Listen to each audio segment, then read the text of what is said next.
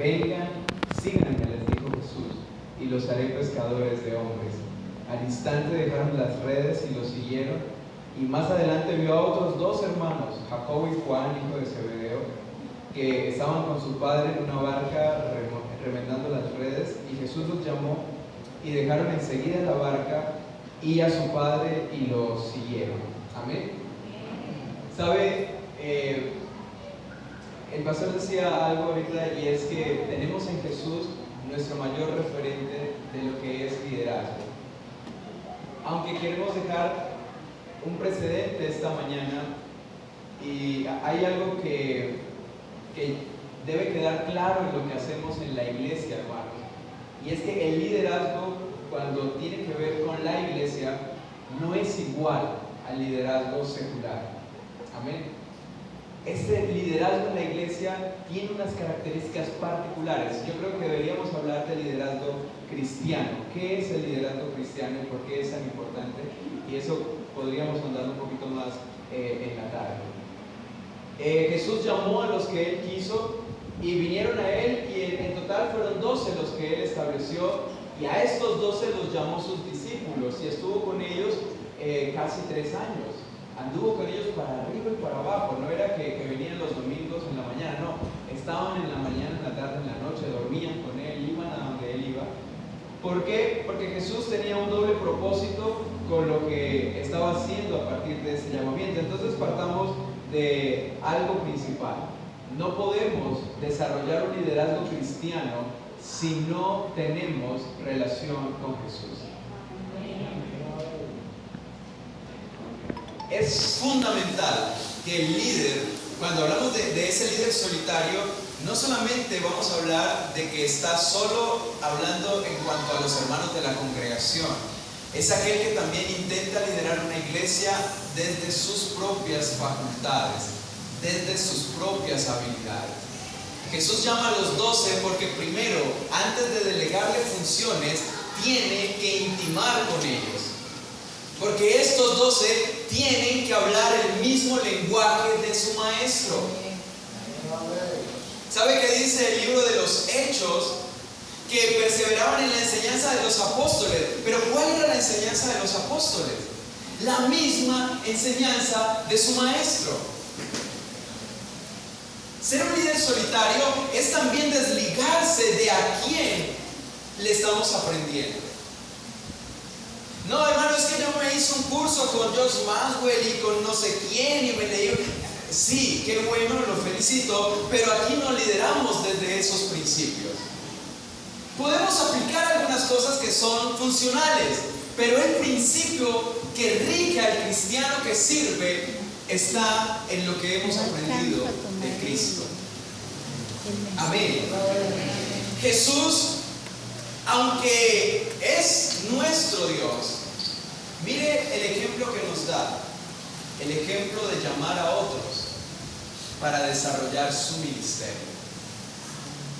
Necesitamos aprender a desarrollar lo que Dios nos ha dado en la comunidad, en el trabajo que hacemos en conjunto como iglesia, como líderes que pertenecen a diversos equipos.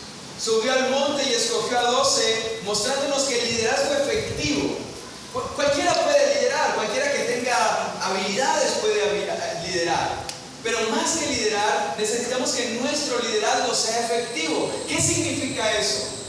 Que podamos impactar en la vida de las personas, que pueda ser sobresaliente en la vida de la congregación, que nuestro servicio marque la vida de otros, que esos otros quisieran invitarnos a nosotros. ¿Sabe? Deberíamos llegar al punto en el que no tengamos que decir hermanos o amigos nuevos que vienen, no pongan la mirada en los demás porque quizás sí lo van a decepcionar. Es verdad, pero deberíamos llegar al nivel donde le pudiéramos decir a la gente, pongan la mirada en los hermanos porque son viva imagen del Cristo que seguimos. ¿Sí o no? Sería un ideal muy bonito de perseguir. Quizás no lo alcancemos, pero qué bueno transitar ese camino, de buscar imitar a Jesús en todo lo que Él es. ¿Sabe? El liderazgo efectivo de Jesús es efectivo Se montó solito y empezó a hacer lo que estaba llamado a hacer. No, el liderazgo efectivo de Jesús fue efectivo porque pudo compartirlo con sus discípulos. Jesús no tuvo problema en delegar la autoridad a sus discípulos. Sí, más adelante de ese capítulo dice la Escritura que comisionó a 70 y les dio autoridad para que fueran y predicar, y les dio autoridad para hacer señales y muchas cosas. Y después de eso, cuando ascendió, dice la Escritura, llamó a sus discípulos a que fueran y llevaran el evangelio a toda criatura, y nos dio autoridad. Amén. Nosotros actuamos bajo la autoridad que Él nos ha dado a través de la palabra y a través de su Espíritu. O sea, el maestro nos da un ejemplo de lo que es ser un líder que no trabaja solo. Pero ¿por qué el Dios Todopoderoso buscaría a gente para hacer esta misión?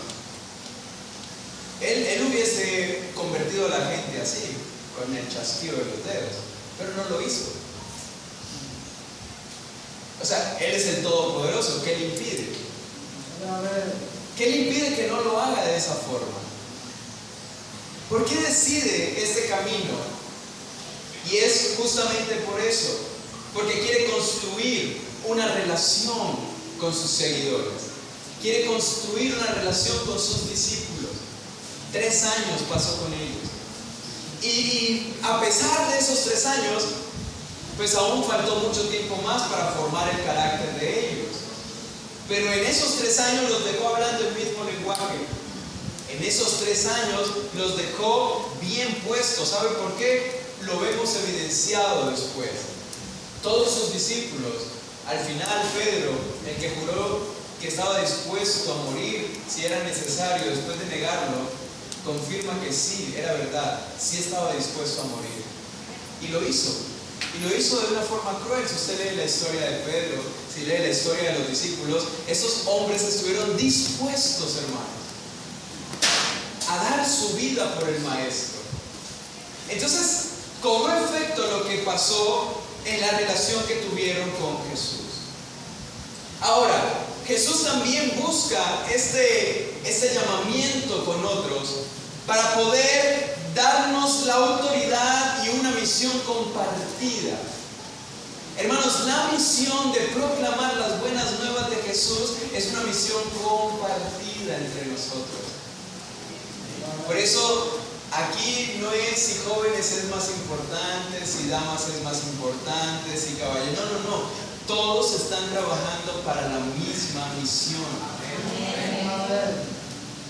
Usted no se puede alegrar si el evento de damas no sale bien y el suyo sí sale bien. No, ¿sabe por qué? Porque si no sale bien lo de damas, no es que pierden las damas, perdemos todos. Porque somos una familia. Y estamos aquí no para exaltar directivas. Estamos aquí para que en conjunto podamos sumar al trabajo y al crecimiento integral de la iglesia. Se asignan áreas para que el trabajo pueda ser un poco más descargado. Pero al final todos estamos buscando lo mismo. El anhelo de las damas, el anhelo de los caballeros, el anhelo de jóvenes es que más personas se conviertan al Señor, crezcan en el Señor, aprendan de la palabra, se vuelvan servidores, perseveren hasta el final. Ese es el anhelo de todos, me imagino. Entonces imagínense si Jesús, siendo el perfecto Dios, no se atrevió a liderar solo, ¿cuánto más nosotros necesitamos ese trabajo en equipo? Amén. Hermanos, no hay nada más bonito que trabajar en conjunto. No hay nada más bonito que la consejería, que recibir ayuda de otros, que prestar ayuda a otros, porque esa es otra. Algunos piden ayuda cuando se ven atareados, pero no dan ayuda cuando ven atareado a otros. No. Es tanto poder darla como poder recibirla. Amén. Entonces, ¿cuáles son los peligros del liderazgo solitario? Partiendo de esto, es necesario. El maestro es nuestro primer ejemplo. Él es el ejemplo de lo que es ser un líder que trabaja con, y no que va solito por ahí. No. En la iglesia no hay llanero solitario. En la iglesia trabajamos como una unidad. Y todos tenemos algo que dar y que sumar en esta congregación. Desde el que está recibiendo en la puerta, desde el que se encarga de los baños, el que está pendiente del sonido, el que está pendiente de los aires, bueno, de los profético, hermano. El que se encarga de acomodar las sillas, el que trae a los niños, el que prepara la clase, los que cantan, el que predica, el que dirige, el que recibe la ofrenda, el que canta en la banca, porque imagínate uno cantando aquí y usted no canta. No, el que canta también, porque todos venimos a ser un todo cuando estamos aquí. Amén. ¿Cuáles son los peligros de ser un líder solitario? Eclesiastés capítulo 4, verso 9 al verso 10. También es un texto conocido por muchos.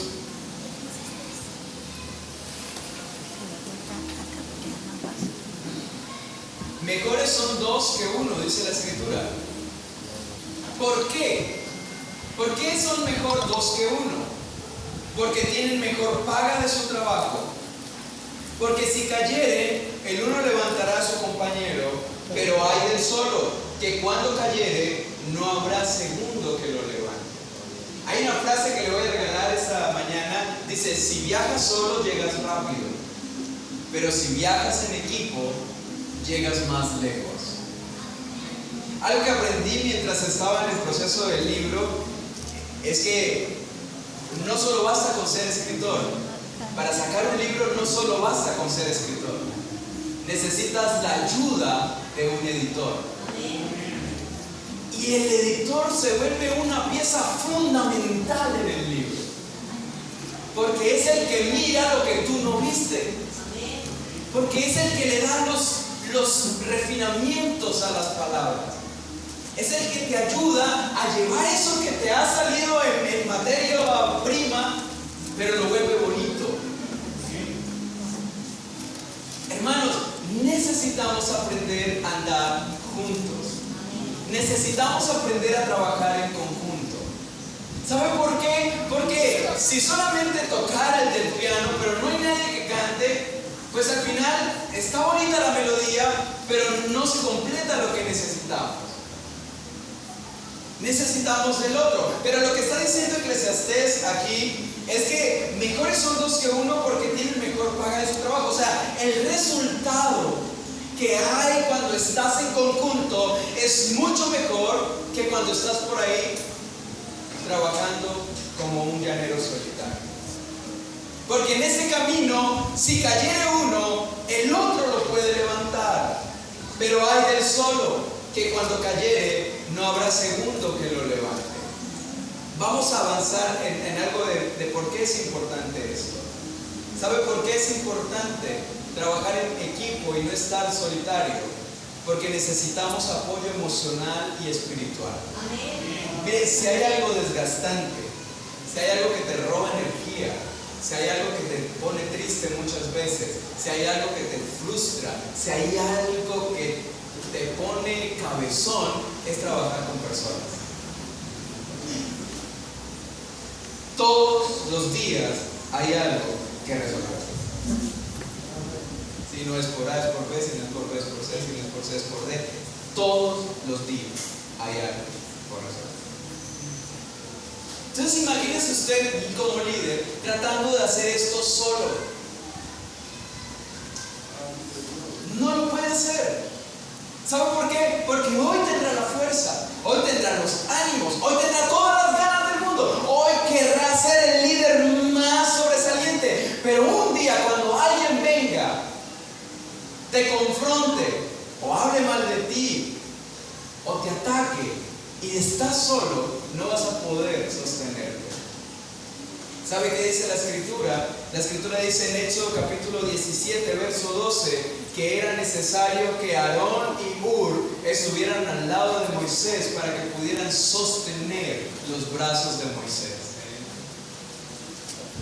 Y era Moisés, el Moisés que abrió, que vio cómo se abría el mar, el Moisés que vio cómo Dios traía plagas a Egipto, el Moisés que vio cosas increíbles. O sea, si alguien debería tener una fe inquebrantable y un carácter inamovible, sería alguien que es testigo de todas esas cosas. Pero imagínense que también es humano como usted y como yo. O sea, se cansa. Y dice la Escritura que cuando los brazos de Moisés decaían, el pueblo entonces perdía. Y aquí podríamos hablar de la importancia que cobra el líder dentro de la congregación. Si queremos iglesias sanas, necesitamos mantener sano el corazón de los servidores. Porque ustedes, servidores, son influyentes sobre el ánimo, sobre la espiritualidad del pueblo. Entonces, si hay líderes que anda cada uno con su cuento, imagínense cómo andará el pueblo. Si hay líderes que no están haciendo equipo con su pastor, imagínense cómo verá el pueblo a su pastor. Porque el líder influye sobre el resultado del pueblo. Moisés le extendía los brazos y el pueblo perdía. Cuando Hur y Aarón se dieron cuenta de esto, se hicieron a su lado y comenzaron a levantar los brazos de su líder. Ahí hay otra enseñanza muy linda, pero no es para esta mañana. Hermanos, necesitamos la ayuda de otros para cumplir con nuestro papel de liderazgo. Necesitamos de nuestros hermanos para cumplir con nuestro rol de servidores.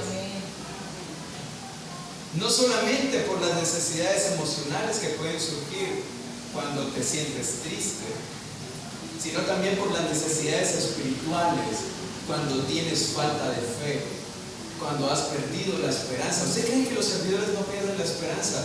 Sí, pueden llegar a perderla. Porque hay situaciones en la vida que se vuelven tan densas que afectan también su vida espiritual.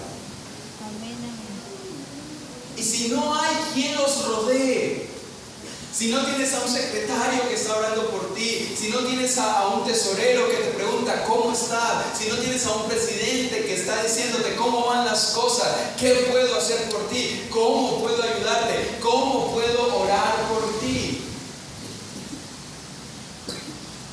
entonces ahí estamos solitarios, hundiéndonos en nuestros problemas. Primera de Reyes, capítulo 19, verso 3 al verso 4. Mire lo que pasa en el corazón de los líderes. Y uno dirá, pero hombre, líderes como Elías, que solo orando descendió fuego del cielo. 2 horas después, estaba por allá en una cueva, diciéndole al Señor, mejor mátame, porque no soy mejor que mis padres. Esa fue la oración del que oró porque descendiera fuego del cielo. O sea, los líderes sí enfrentan momentos terribles en cuanto a cómo se siente. Al sentirse solo Elías, al verse que no había nadie con él, al verse que no había en quién descargar lo que estaba pasando dentro de él, vino a una depresión profunda y le pidió a Dios que lo matara. El hombre que hacía descender fuego del cielo. Dice, pero ¿cómo así? ¿Cómo así? Después de ver a un líder que predica, después de ver a un líder que está activo, un líder que canta, un líder que hace tantas cosas, ¿cómo puedes estar triste después de un evento tan bonito, digámoslo así? Los líderes atravesamos esas cosas.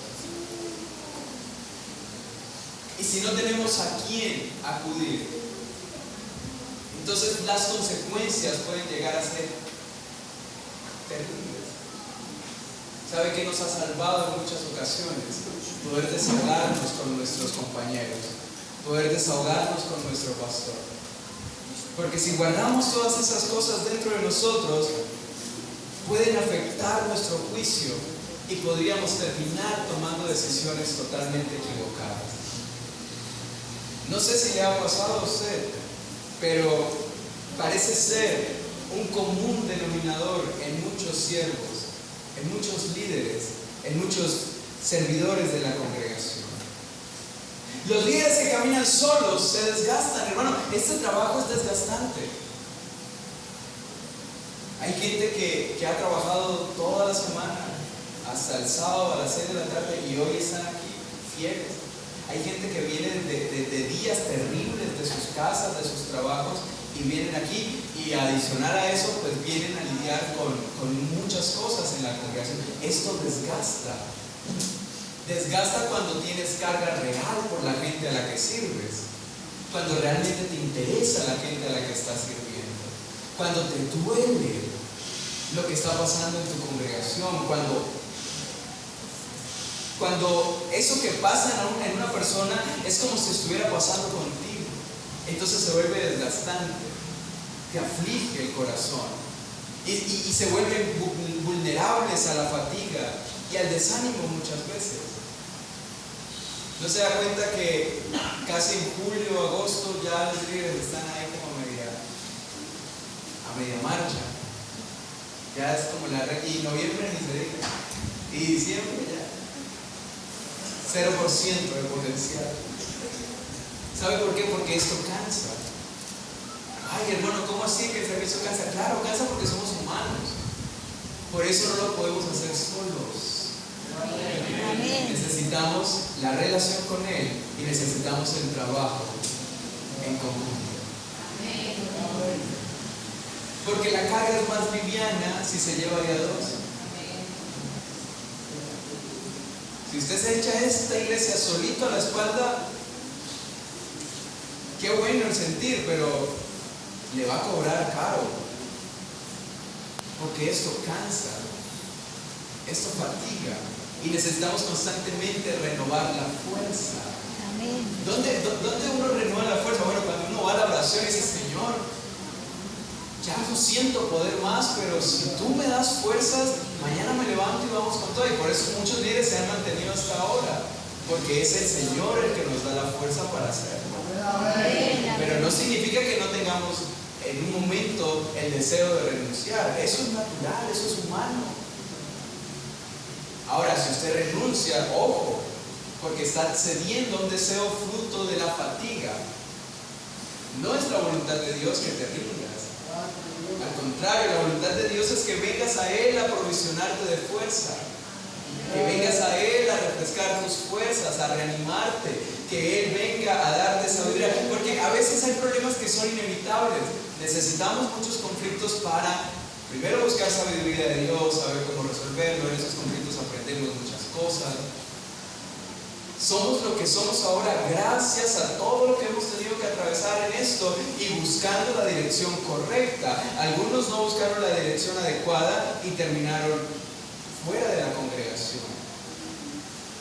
¿Cuál es otro problema del trabajar en solitario, hermanos? Te hace falta de consejo y de la sabiduría colectiva. Proverbios 11:14 dice, donde no hay dirección sabia,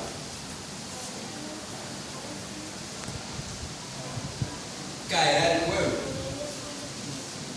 mas en la multitud de consejeros hay sabiduría.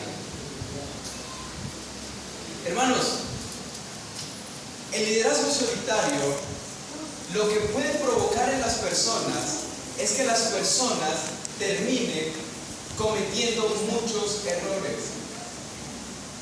¿Sabe por qué? Porque como es solitario, está ensimismado en su propio parecer. Claro, a nuestro parecer muchas soluciones son las mejores. A nuestro parecer muchas soluciones son perfectas. Pero resulta que cuando viene alguien que mira desde otro lado que tú no estás viendo, esa decisión puede provocar consecuencias más negativas que positivas.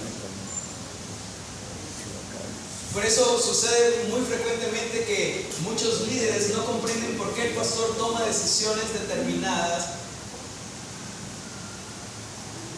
Dice, pero pastor, yo no entiendo por qué lo hizo así. Y es que el pastor tiene una mirada general de la congregación. Y los líderes tienen una mirada muy sectorizada de la congregación. Algunos son movidos más por la emoción del momento. En cambio, el pastor tiene una mirada más global de lo que está pasando en la congregación. Por eso, la perspectiva del atalaya es más amplia. Y debemos confiar en esas cosas. Y obviamente hay otros factores que están allí convergiendo en el trabajo del liderazgo. Pero donde no hay dirección sabia, caerá el pueblo. Imagínese ser guiado por alguien que no escucha consejo. Ojo, esposos que lideran su familia a su propio parecer. Recuerde que las escrituras no nos enseñan eso. Las escrituras enseñan que el esposo ahora debe ser como Cristo para la iglesia. Amén. ¿Sí sabía eso, esposo? Amén, amén. Que ella ya no es su esposa. Ahora usted cuida de una hija de Dios. Así que usted no puede simplemente hacer lo que bien le parezca. Usted debe ahora buscar el consejo pastoral, buscar el consejo bíblico, buscar la dirección de Dios. Porque sin dirección sabia cae el pueblo. Sin trabajar en conjunto. Hay un momento para escuchar a tu esposa. Hay un momento para no escucharla. Por eso tienes que ser un esposo sabio. Porque tienes que saber cuándo hay que escucharla y cuándo no hay que escucharla.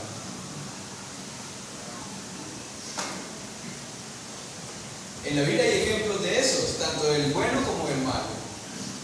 El que escuchó a su esposa y le fue mal, y el que no escuchó a su esposa y le fue mal. Entonces hay que saber, por eso usted tiene que convertirse en un hombre sabio. ¿Cómo saber usted un hombre sabio? Buscando el consejo y no siendo un llanero solitario. El pastor se entera 3 meses después del desastre que hizo usted y dice, tiene más reversa un tiro, hermano, ya lo que hizo ya no se puede revertir. Y ahí sí vienen aquí, pastor, mire lo que hice, ahora no sé qué hacer, ahora metí a mi familia en esto. Pero ¿por qué no buscaste consejo? En los líderes, que pasa algo en su área de trabajo y en lugar de buscar el consejo, actúan a su propio parecer.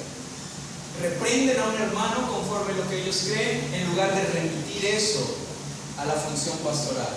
¿Cuál es el papel del líder? Es estar en comunicación constante con el pastor sobre todo lo que sucede en su área de desempeño. No tome decisiones sin antes haberlas consultado con su líder. Así pues, Dios se agrada de eso, hermano. ¿Sabe por qué? Porque si hay algo que Dios es celoso, es en el respeto, en el conducto de la autoridad. Amén. Y eso no le quita, al contrario, eso le suma. Porque eso le va a hacer a usted más sabio, lo va a hacer más efectivo, lo va a volver un líder que puede ahora, entonces, después del consejo, venir y bendecir la vida de esa persona. Porque al final de eso se trata lo que hacemos, de bendecir a la gente, de bendecir a la iglesia que estamos sirviendo. Roboán perdió gran parte del reino porque desechó el consejo de los ancianos. Primera de Reyes, capítulo 12, del 8 al 5. Vamos a leer allí. Primera de Reyes, capítulo 12, del 8 al 11. Pero él dejó el consejo que los ancianos le habían dado y pidió consejo de los jóvenes que se habían criado con él y estaban delante de él. Y les dijo: ¿cómo aconsejáis vosotros que respondamos a este pueblo que me ha hablado diciendo: disminuya algo del yugo que tu padre puso sobre nosotros? Entonces los jóvenes que se habían criado con él le respondieron diciendo: así hablarás a este pueblo que te ha dicho estas palabras: tu padre agravó nuestro yugo, mas tú disminúyenos algo. Así les hablarás: el menor dedo de los míos es más grueso que los lomos de mi padre. Ahora pues, mi padre os cargó de pesado yugo, mas yo añadiré a vuestro yugo. Mi padre os castigó con azotes, mas yo os castigaré con escorpiones. Hombre, qué desastre está haciendo este líder. Dos cosas importantes: ten cuidado a quién le estás pidiendo consejo.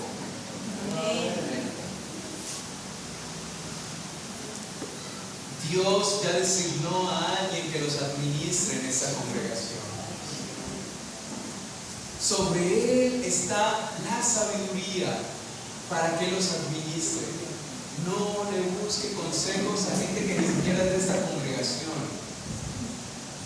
No busque consejos a gente que ni siquiera es de la iglesia. No está de más decirlo, ¿cierto?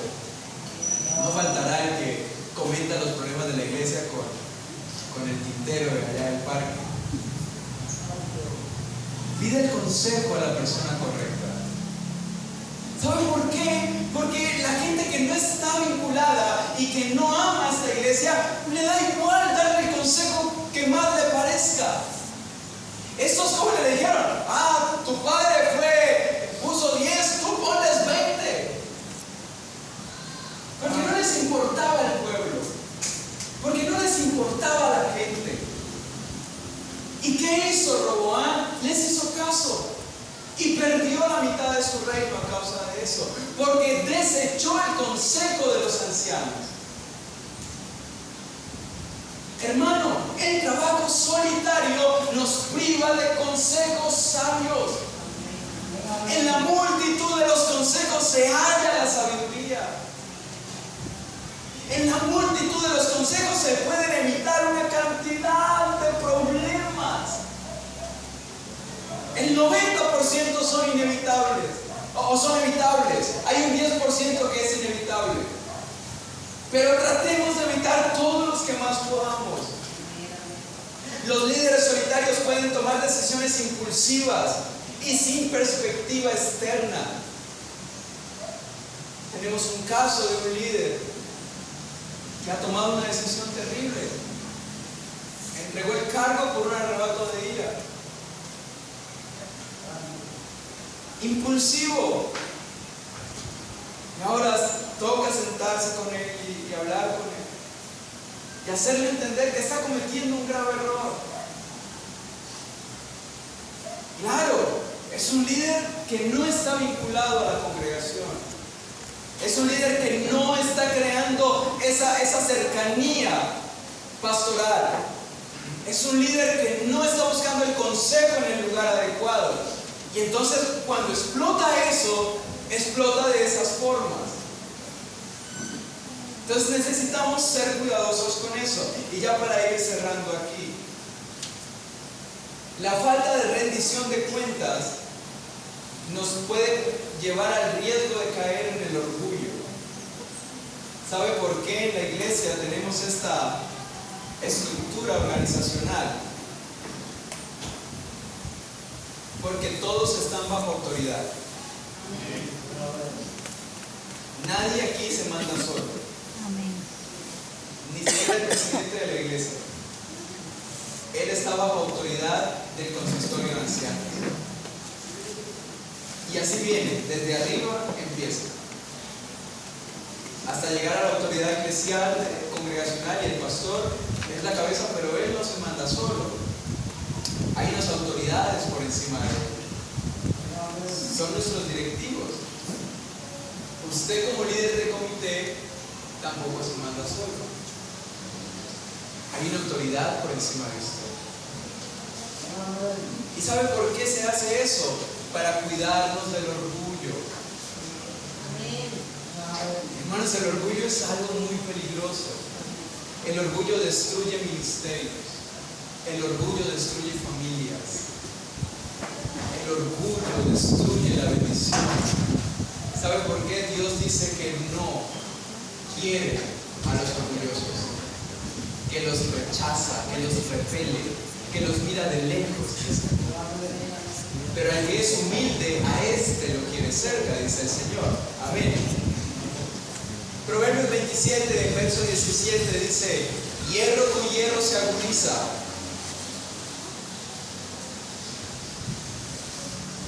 Y así el hombre aguza el rostro de su amigo. ¿Por qué necesitamos el trabajo colectivo?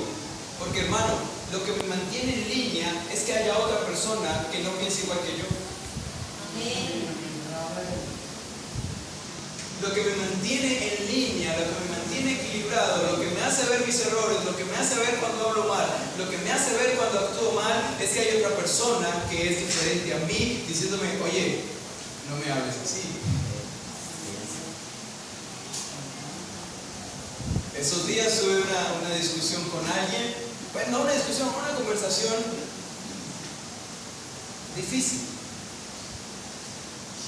Y en un momento de la conversación puso un tono muy burlesco. Y entonces tuve que decirle: por favor, no me hables de esa manera. Así se amolda el carácter, hermanos. Amén. Así nos amoldamos, así crecemos. Amén. Alguien necesita hacernos saber lo que estamos haciendo mal. Amén. Amén. ¿Usted cree que todo lo hacemos bien? No. Nos descachamos muchas veces. Decimos la palabra equivocada. Tenemos muchas veces la actitud equivocada. Alguien dice: oye, esa no es la actitud. Esa no es la actitud. Yo entiendo que te moleste, pero esa no es la actitud. Alguien te tiene que frenar. Por eso el proverbio dice: el hierro con el hierro se aguza. El hierro con el hierro es que se amolda. Necesita del otro. Y así el hombre aguza el rostro de su amigo. Porque aquí estamos hablando entre hermanos. Por eso este tipo de relación no es de enemigos. Yo no te voy a decir que estás actuando mal para dañarte. No, te voy a decir en qué te equivocaste porque quiero que crezcas. Amén. O sea, ¿en qué cabeza cae que quizás tu pastor te quiera destruir? Porque hay gente que cree que porque el pastor los corrige es porque no los quiere. Olvida la palabra que dice: Dios a quien ama corrige. Amén. Amén. Dios al hijo que ama disciplina. Amén. Cuando es necesario hacerlo. La muestra de amor más grande es: ¿usted sabe lo difícil que es sentar a alguien de frente y decirle lo que está haciendo mal? Ayer tuve que predicar en la iglesia, hermanos, y me temblaban las piernas porque Dios me dio un sermón demasiado difícil de predicar. Me decían: hermanos, yo le estaba orando al Señor porque quería predicar hoy. Y yo le dije: yo estaba orando al Señor porque no quería predicar hoy. Pero ¿sabe lo difícil que es? Tener que pararse en una congregación y decir lo que humanamente no quieres decir, pero Dios te dice que tienes que decirlo. Amén. Entonces, cuando tu líder tiene el valor de sentarte y decirte: mira, te estamos viendo y no estás haciendo las cosas bien, te has equivocado en esto, estás fallando en esto, no es porque te quiere destruir, ha dejado la vergüenza de lado para arriesgarse a que lo veas como un enemigo, porque eso dice Proverbios: el que aconseja al necio, en lugar de ganar a un amigo, se gana un enemigo. ¿Y nos pasó? Había una chica con un asunto ahí, 14 años, metida en asuntos que no tenían que ver. Y tuvimos el valor de llamar a su mamá y de decirle todo, y salimos regañosos. Y salimos con un enemigo. Y se fueron de la iglesia. Porque le dijimos: mamá, es que su hija, si no le pone cuidado, se va a perder. ¿Usted cree que le queremos hacer daño diciéndole eso? No. Le estamos diciendo, despiértate, que tu hija se está perdiendo y tú no te estás dando cuenta. Pero fuimos enemigos por eso.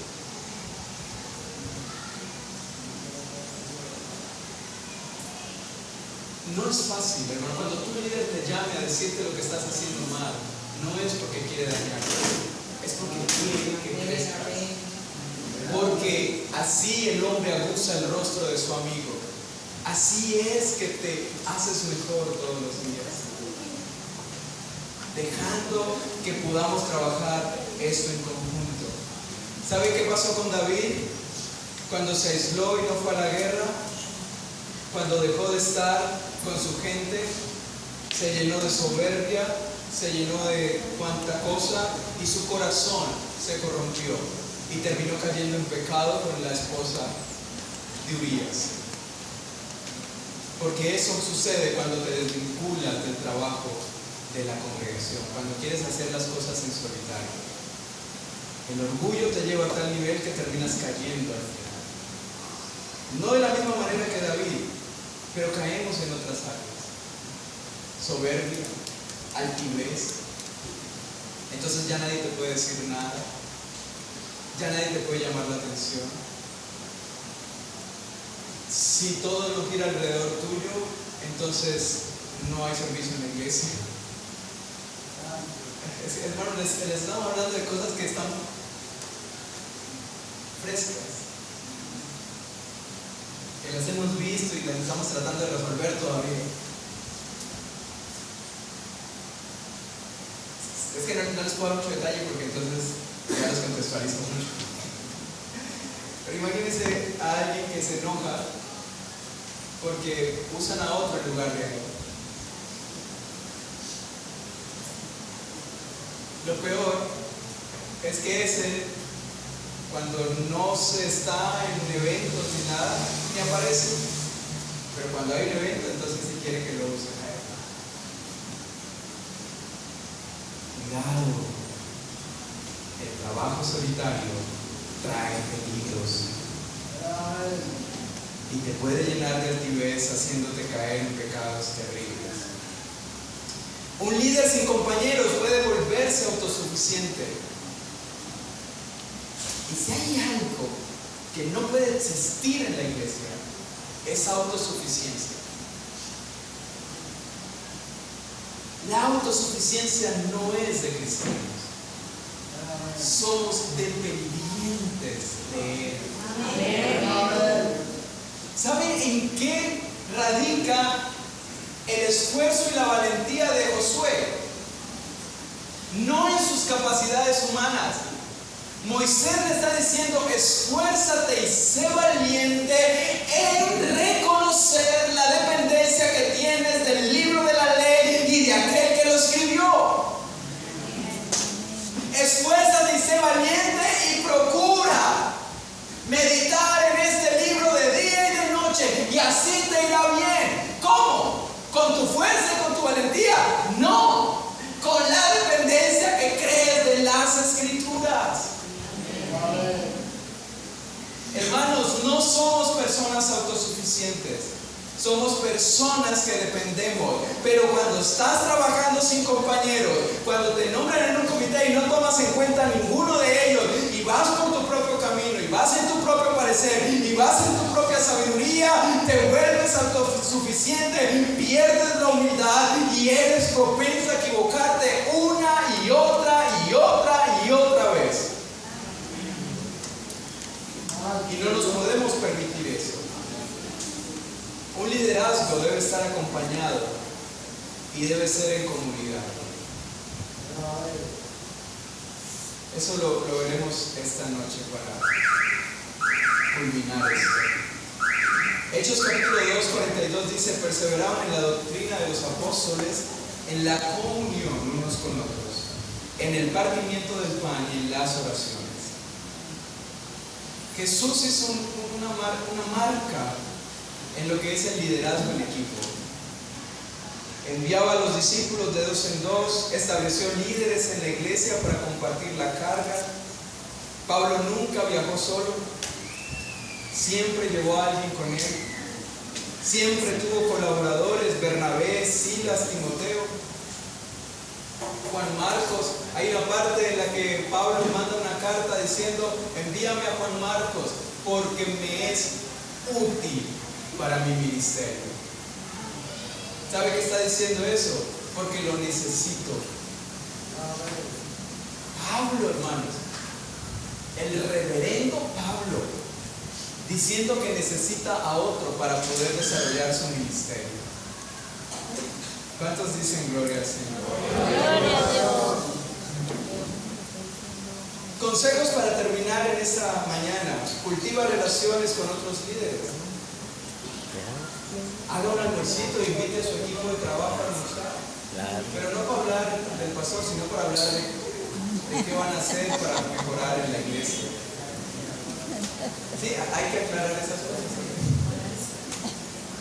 No para sentarse a rajar del rumbo, no, sino para pensar cómo pueden aportar a esta congregación.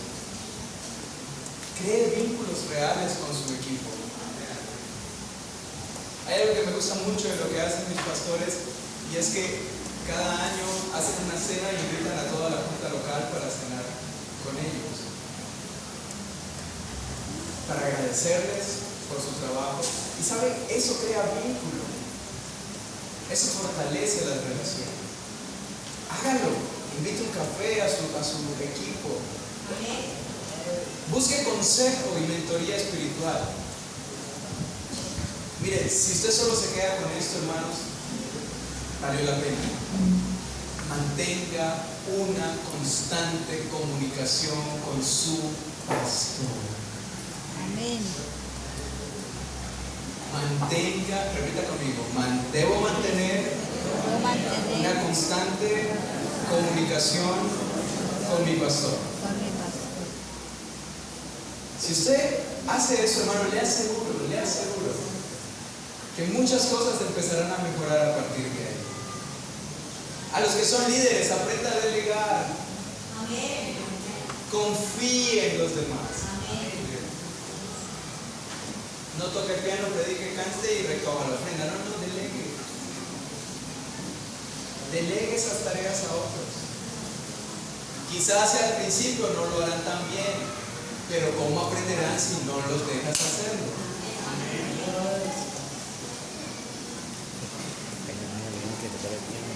En algún momento tendrán que aprender. El liderazgo en comunidad, hermanos, es diseño de Dios para que el ministerio sea sostenible. ¿A quién tienes a tu lado en el ministerio? Podríamos orar esta mañana por las directivas que están aquí. No sé si se quieren poner de pie. Los que son líderes de